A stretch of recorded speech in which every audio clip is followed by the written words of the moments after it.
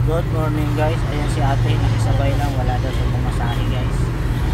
Ayan, pinasabay natin kasi kawawa naman. Mukhang wala sa sarili, mukhang malayo nang iniisip. Yun, nasa kanan natin, sa harapan lang umupo.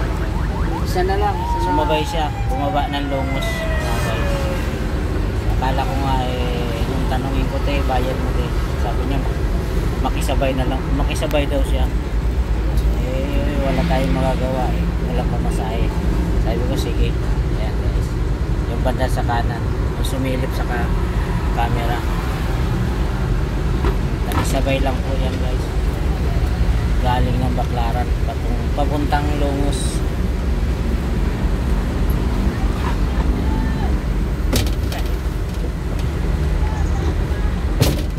Pala tayo, papunta na tayo na Alabang South Station, Star Mall. Ayan guys, shout out sa inyo mga sumasakay sa minibus ha. Dito lang kami pumipila sa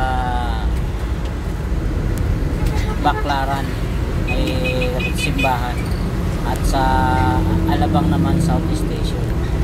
Ayan, Lungos ka te ha. Hindi kaya lungos. kung sa Bicol nagpikaw si ate, meron mga pikaw dito yung sumasabay na pasabay nagpapaalam naman mga guys.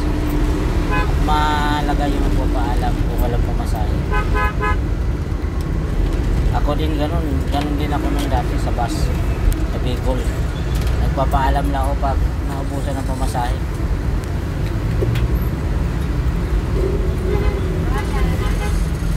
Ayan guys, siyempre tayo nagsusubli, wala tayo palang konduktor.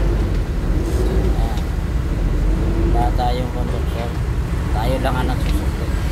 Pero kung mas maganda may konduktor para walang shirbol, walang makakalusot.